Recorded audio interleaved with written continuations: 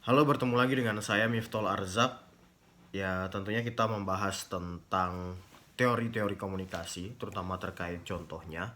Jika para pendengar ingin mengetahui penjelasan tentang hadirnya teori, kemudian bagaimana teori komunikasi berkembang, itu bisa masuk dan mendengarkan di podcast saya. Silakan dicek entah itu di Apple Podcast atau di Spotify itu dengan nama Miftol Arzak. Di situ saya juga menjelaskan tentang teori komunikasi. Dan di YouTube ini ya saya juga akan uh, merekam juga untuk soundnya dan dijadikan di bahan sebagai podcast saya juga yang menjelaskan tentang contoh-contoh teori komunikasi ya. Jadi seperti biasa teori komunikasi itu bukan sesuatu yang sedikit sama dengan teori-teori yang lainnya ya. Di pertemuan kali ini kita akan menjelaskan tentang sebuah teori yang saya juga sebenarnya uh, sempat tertarik ketika melihat teori ini karena teori yang jarang sekali saya baca, bahkan jarang sekali saya ajarkan, namun perlu untuk kita jelaskan ya, karena ada salah satu teori yang menurut saya cukup menarik, yaitu membahas tentang advertising theory ya, atau teori periklanan. Ini seperti biasa, saya mengambilnya itu di Ensiklopedia Teori Komunikasi. Ya, ini editornya ada Stephen W. Littlejohn dan Karen Avos. Langsung saja, ya. Jadi nanti saya dalam penjelasannya saya akan menjelaskan beserta contohnya, ya. Sengaja saya membacanya karena jika kita membahas teori sebagai sebuah perjalanan atau sebuah sejarah, itu jangan sampai terpisah dari teks-teksnya ya. Jadi sehingga ada konteks ruang, konteks waktu, kapan teori itu hadir, kemudian kenapa teori itu bisa hadir, apa yang dibahas di awal gitu, itu tidak tidak apa ya, tidak melenceng dari perjalanan dan sejarahnya. Maka saya perlu memerlukan teks, memerlukan literatur ya, sehingga nantinya saya tidak menjelaskan sembarangan seperti itu. Namun nanti saya akan juga menjelaskan dengan beberapa contohnya. Langsung saja ya, teori periklanan. Dimulai pada sejak awal tahun 1900-an. Para peneliti telah berusaha untuk menjelaskan apakah advertising memiliki teori sendiri. Nah, ini jujur tadi saya belum sempat baca. Saya setelah melihat judulnya langsung saya tertarik untuk melakukan membaca teori ini.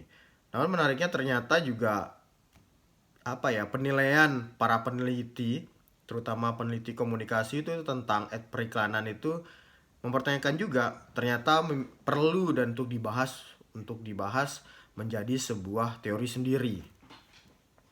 Sebab tampak bahwa setiap profesi yang serius didasarkan pada analisis sistematis atas fenomena bukan karena hasil dari insting atau kebetulan belaka.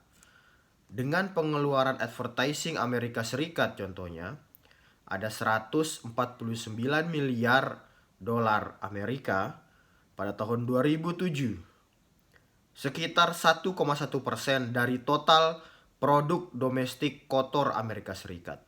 Secara ekonomi sebenarnya saya nggak bisa jelaskan juga ya, karena keilmuan tentang hitung-hitungan ekonomi saya juga tidak memiliki. Namun dimunculkan di sini berarti ini menjadi salah satu yang cukup serius dan perlu untuk dipikirkan.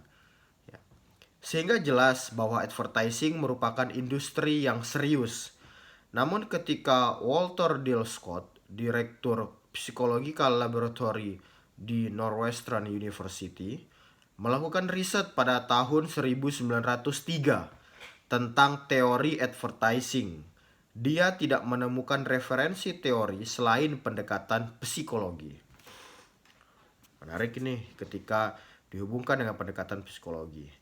Bahkan pada karya yang lebih baru seperti How Advertising Work, isinya masih mendeskripsikan proses advertising sebagai prosedur strategi komunikasi yang fungsinya untuk menciptakan perubahan psikologis, ya.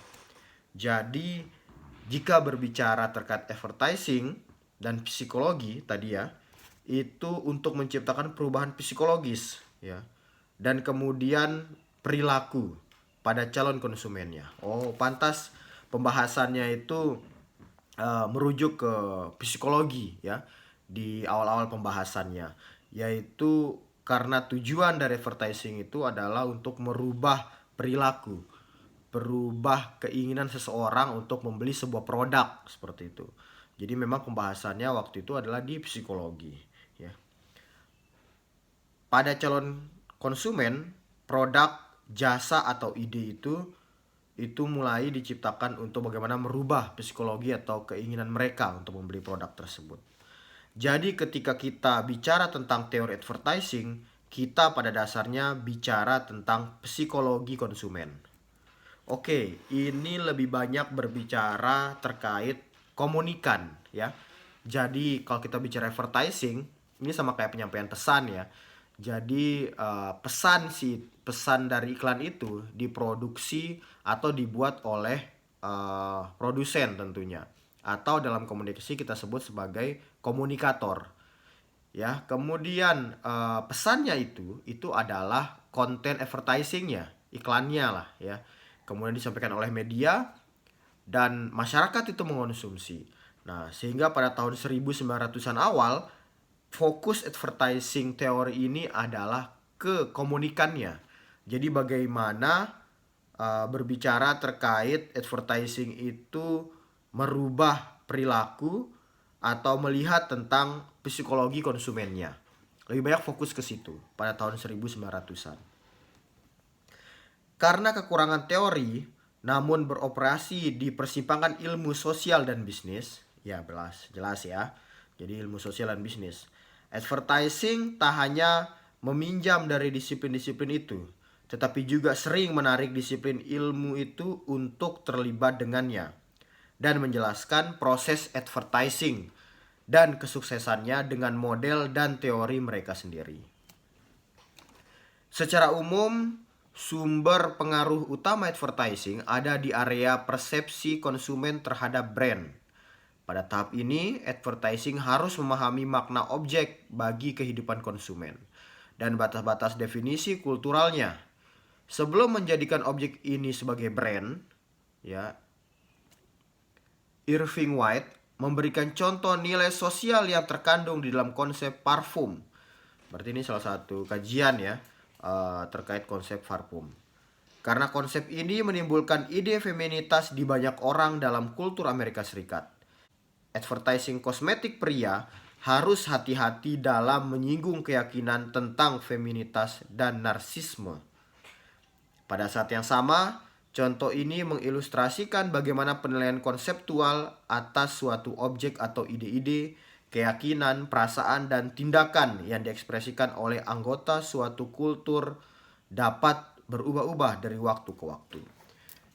Jika berbicara terkait advertising, ya, jadi contohnya ini salah satunya adalah parfum. Jika berbicara parfum, maka seringkali diidentikan dengan feminitas dan narsisme, ya. Kemudian jika kita bicara masalah feminitas dan narsisme, ya, itu kadangkala jauh dari kesan kelaki-lakian. Itu yang ingin dimunculkan pada pembahasan ini. Ya. Advertising brand produk kosmetik pria saat ini berbeda dengan advertising 20 atau 30 tahun lalu. Karena persepsi tentang lelaki berparfum sudah berubah. Nah, ini mulai dijelaskan, sudah mulai ada perubahan ya. Yang sebelumnya di awal-awal tadi itu belum, sekarang sudah mulai berbicara masalah laki-laki berparfum.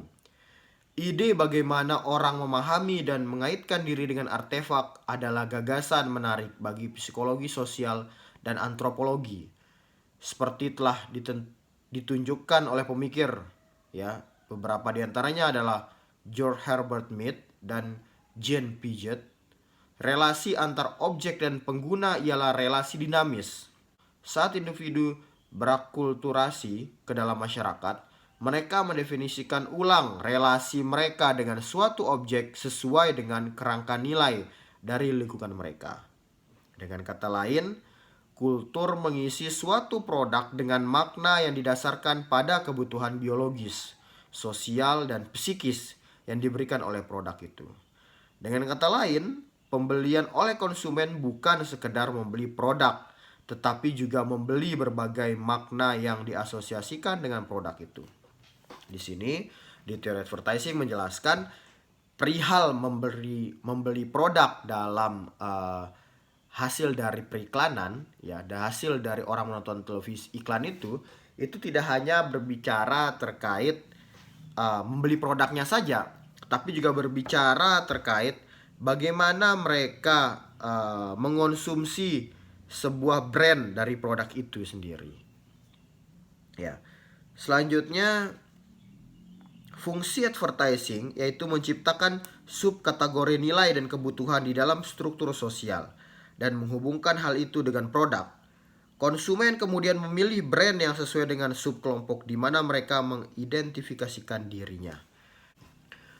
Dengan berkembangnya globalisasi brand di pasar global, advertising semakin mempertimbangkan perbedaan subkultur. Ya, jadi sudah mulai berbicara terkait brand global atau sudah yang mendunia lah brandnya, mulai berbicara terkait kultur-kultur, entah itu di antar negara, antar benua, ya, kemudian antar daerah, itu juga mulai dibicarakan. Sejarah sosial yang berbeda di Eropa, contohnya ya, kemudian di Asia dan sebagian lain dunia, melahirkan konsumen yang menunjukkan karakteristik kultural. Nah, mulai berbicara terkait brand itu berdasarkan subkultur kayak gitu ya. Jadi dulu mungkin disamaratakan, tapi sekarang karena mungkin hadirnya di satu negara, kemudian hanya untuk daerah itu saja. Namun ketika itu sudah menjadi global, jadi ada culture yang berbeda, entah itu antar benua, antar negara, antar wilayah seperti itu ya. Sehingga mulai mereka itu membuat klasifikasi seperti itu. Saya ulangi lagi, sejarah sosial yang berbeda di Eropa, Asia, dan bagian lain dunia melahirkan konsumen yang menunjukkan karakteristik kultur yang berbeda, mempengaruhi kebutuhan dan keinginan mereka. Metode memenuhi kebutuhan mereka dan pesan yang paling memungkinkan yang mereka respon. Kegagalan memahami lingkungan kultural dapat menimbulkan miskomunikasi dengan memahami bahwa kata dan simbol memiliki makna spesifik bagi konsumen di kultur tertentu. Para peneliti di bidang advertising yang berhubungan internasional mulai menengok pada ide jarak kultural. Studi advertising kini menyakup analisis makna bahasa verbal dan non-verbal. Ya, kalau kita bicara verbal berarti bisa seperti iklan di televisi, bisa di radio. Kalau non-verbal mungkin bisa dari poster, gambar, dan lain-lain. Ya. Konsep ruang dan waktu dan indikator nilai kultural seperti individualisme, kolektivisme, maskulinitas, feminitas. Ini ada kelas-kelas yang berbeda ya. Apakah berbicara terkait indikator kulturalnya itu sebagai masyarakat yang individualis atau kolektivisme, kemudian maskulinitas dan feminitas. Itu mulai berbeda-beda kelas-kelasnya dibuat. Penghindaran ketidakpastian dan orientasi langkah pendek versus langkah panjang. Ini mulai mengotak-ngotakkan lah ya, bicara masalah brand. Adalah sulit untuk mengelompokkan dengan tepat pendekatan teoritis untuk advertising ke dalam kategori yang baku, sebab literatur tentang advertising itu bervariasi dan berakar pada premis yang berbeda-beda. Misalnya, karya yang fokus pada area fungsional dari advertising akan dikelompokkan berdasarkan penciptaan kampanye, penempatan media, penganggaran, dan pengujian, serta pengukuran. Literatur yang fokus pada proses advertising akan menggarisbawahi teori rasional dan emosional tentang persuasi, seperti elaborasi kemungkinan teori model dan pengkondisian. Literatur yang fokus pada hasil advertising akan dikategorisasikan dalam komponen persuasif, seperti strategi argumen, strategi pembangkitan, dan strategi dukungan. Analisis proses psikologis akan memandang persuasi sebagai komponen dari efek. Begitu pula dengan perubahan sikap dan keterlibatan. Terakhir, studi budaya populer menganalisis iklan itu sendiri sebagai ekspresi dari struktur simbolik yang memberi signifikasi dan arti penting melalui konstruksi subjektif dan prosedur decoding misalnya. Contohnya, presentasi minoritas dan wanita, komersialisme, dinamika kelompok. Nah, jadi kalau kita bicara encoding decoding, maka itu berbicara terkait sama-sama memproduksi makna. Tapi kalau kita bicara encoding, itu adalah yang produksi maknanya adalah si komunikator. Kalau decoding itu adalah si komunikannya. Maka di sini persis berbicara terkait bagaimana produksi makna oleh si komunikan. Contohnya misalkan seperti ini paling simpel, yang ini diajarkan oleh dosen saya yang sampai sekarang saya menjadikan itu sebuah contoh yang mudah untuk mahasiswa-mahasiswa saya. Ketika ada seseorang, contoh nih laki-laki, yang dia itu di kultur keluarganya, ya jadi kultur keluarganya itu mereka kalau saling menyayangi antar sahabat, antar keluarga, mereka berikan dengan bunga. Kemudian dia memiliki seorang teman, ya seorang perempuan kayak gitu, yang senang banget dengan nonton film Korea, yang dimana pada saat nonton film Korea itu mengungkapkan cinta itu dengan bunga gitu.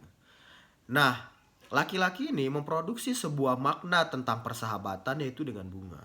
Kemudian diberikanlah kepada si perempuan ini.